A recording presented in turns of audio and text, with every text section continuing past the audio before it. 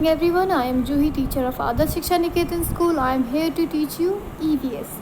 Class 5th हमने 14 chapter में first part में नेचुरल डिज़ास्टर के बारे में हमने पढ़ा था। कौन कौन से नेचुरल डिज़ास्टर होते हैं हमने ये पढ़ा था। नेचुरल डिज़ास्टर कौन कौन से, फ्लड, सुनामी, साइक्लोन, अर्थक्वेक, ये सब सारी नेचुरल डिज़ास्टर्स हैं। अब इनको डीप में हम पढ़ेंगे थ्योरी में कि ये कैसे मतलब ये जो डिज़ास्टर है कैसे आते हैं और किस तरीके से इनके आने के बाद इनकी तबाही से क्या क्या नुकसान होता है। ठीक है, तो चैप्टर स्टार्ट करने से पहले मैं आपको ये बता दें कि आपके सितंबर में एग्ज़ाम स्टार्ट होने वाले हैं। आप सभी को पता है कि MCQs क्वेश्चंस ही आएंगे, जो आपके जैसे यूटी में आए थे MCQs क्वेश्चंस, ऐसे ही MCQs क्वेश्चंस आपके एग्ज़ाम में भी आएंगे। तो चैप्टर को अच्छे से रीड करना है आपको। ठीक है, आपके कितने आएंगे सिलेबस मैंने आपको दे दिया है, फिर भी मैं आपको बता देती हूँ। चैप्टर 1 से लेके आपके चैप्टर नंबर 13 तक आएंगे। ठीक है, स्टार्ट करते हैं हम अपना चैप्टर। साइक्लोन्स, फ्लड्स के बारे में हमने पढ़ लिया था, अब साइक्लोन्स के बारे में पढ़ते हैं। साइक्लोन क्या होता है? साइक्लोन जो है आपका, साइक्लोन को हिंदी में चक्रवात कहते हैं। चक्रवात जो चक्र की तरह एकदम होता है, इसलिए चक्रवात कहते हैं। चक्र की तरह मतलब कैसे होता है बता देती हूँ। पानी के अंदर जो स्ट्रॉम आते हैं, ये पानी में एकदम चक्र की तरह घूमता रहता है। आपने साइक्लोन की पिक्चर्स देखे होंगे, आपको पता होगा कि किस तरीके से वो आते हैं। साइक्लोन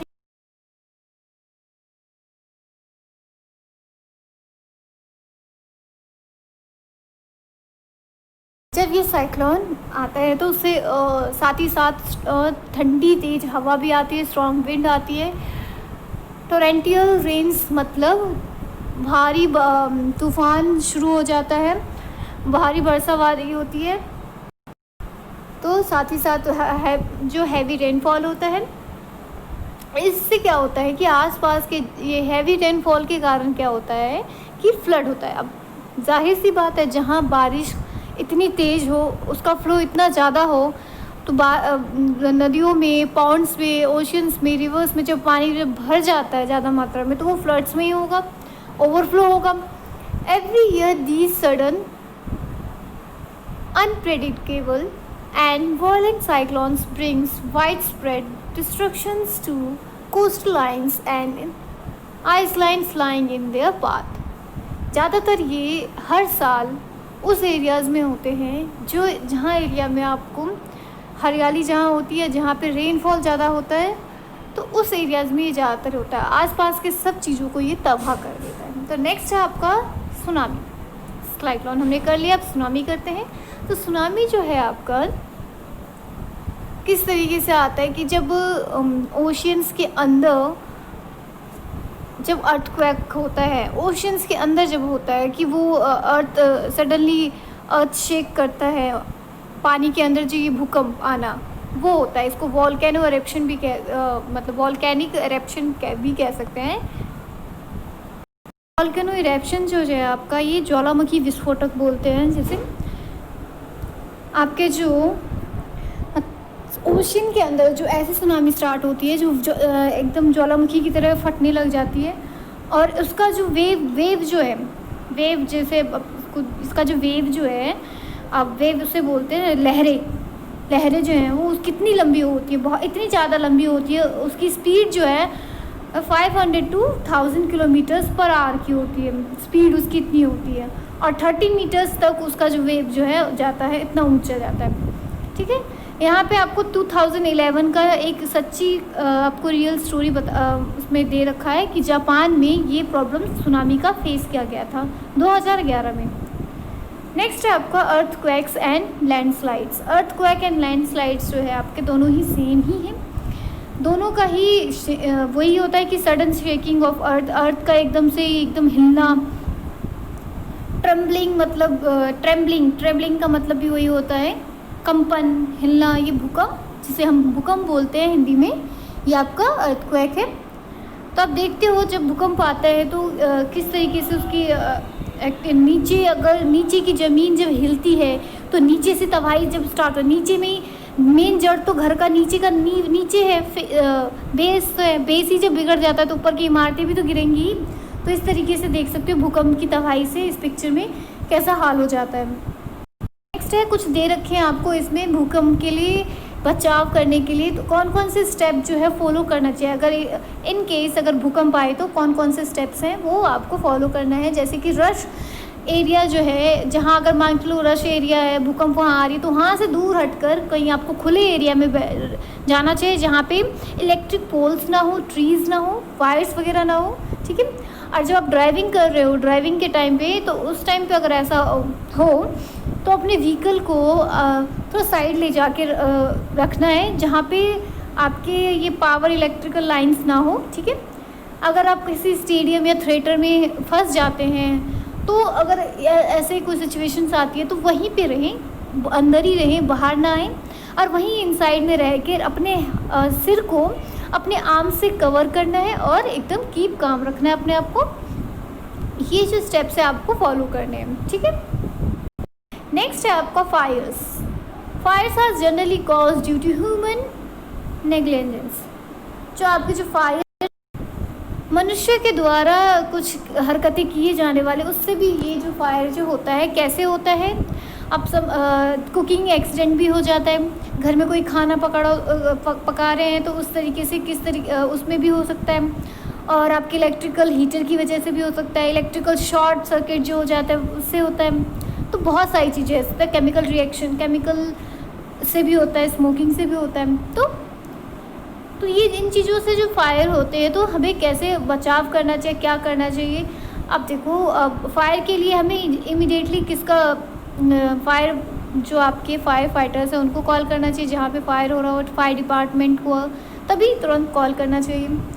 कम्युनिटी हेल्प का है, मतलब कि जब डिजास्टर में लोगों की मतलब बहुत बुरी हालत हो जाती है, बहुत लोग इंजर्ड हो जाते हैं, कुछ की तो ये होता है तो डेथ भी हो जाती है, तो हमें जो इंजर्ड लोग हैं, डेथ जिनकी हो जाती है तो उनका हम कुछ नहीं कर सकते, फिर भी तो उनका निकालेंगे उस डिजास्टर से बाहर। पर जो इंजर्ड होते हैं, घायलों को हमें उन तभी इमीडिएटली हॉस्पिटल पहुंचाना चाहिए, उनकी हेल्प करना चाहिए। बाई चांस मान के चलो वहाँ पे एम्बुलेंस नहीं आई है तो हमें ही आगे बढ़ के उन लोगों को वहाँ तक पहुँचाना चाहिए। अगर एम्बुलेंस वगैरह आ गए हैं, डॉक्टर्स हैं और सभी हैं, सारे जितने हेल्पर्स हैं उनकी भी हमें मदद करनी चाहिए लोगों के इस मुसीबत से निकालने में। अब इसमें देखो, लोगों को जो मुसीबत में निकालने के लिए आपको क्या क्या चीज़ें करनी चाहिए। डिज़ास्टर के टाइम क्या क्या ये जो प्रॉब्लम्स होती हैं, डिज़ास्टर के टाइम क्या क्या होते हैं, लोगों के पास घर भी नहीं रहता जब ऐसे डिज़ास्टर आते हैं। तो किसी का ये होता है कि खाने पीने के लिए भी नहीं उनके पास रहता है, कुछ पहनने ओढ़ने के लिए कुछ नीडेड चीज़ें भी नहीं रहती है, एसेंशियल चीज़ें जो होती हैं उनके पास वो भी नहीं रहता है, तो उन चीज़ों में हमें हेल्प करना चाहिए, ठीक है। नेक्स्ट आपका जो है what to do in case and emergency में हमें क्या करना चाहिए। इमरजेंसी के टाइम पे हमें क्या क्या करना चाहिए। The members of the community must be aware of certain basic things. कुछ चीज़ें हैं, बेसिक चीज़ें हैं जो उनको मालूम होना चाहिए। Every member of community must know what to do, who to contact and how to react in case of disaster strikes. जब ऐसे डिज़ास्टर होते हैं तो उस टाइम में किस तरीके से रिएक्ट करना चाहिए, किस तरीके से किसको कॉल करना चाहिए, ठीक है।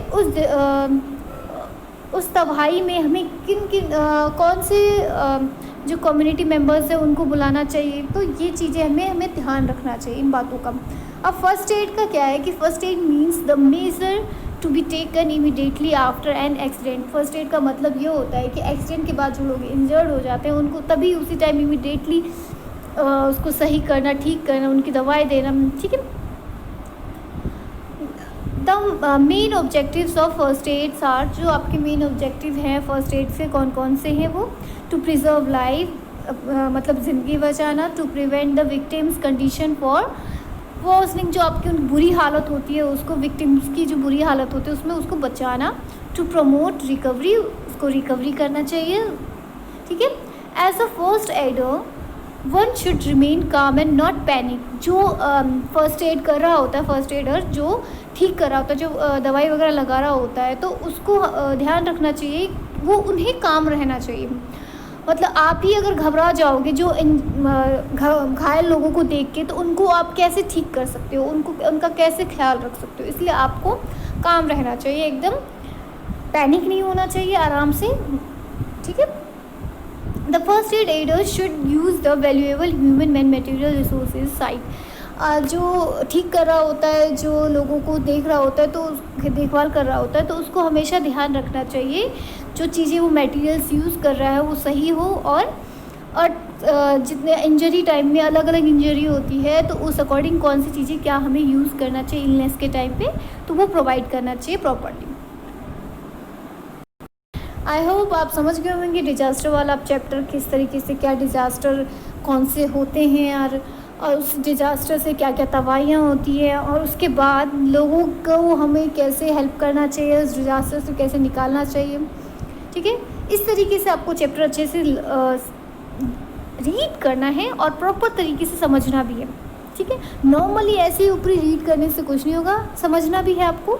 ये आपकी लाइफ के लिए बहुत ही ज़रूरी है। ईवीएस आपका साइंस जो है, आपकी लाइफ से रिलेटेड ही सब कुछ जो है आपको इस ईवीएस में पता चलता है, तो इसलिए अच्छे से अपने चैप्टर्स को रीड करना। Thank you.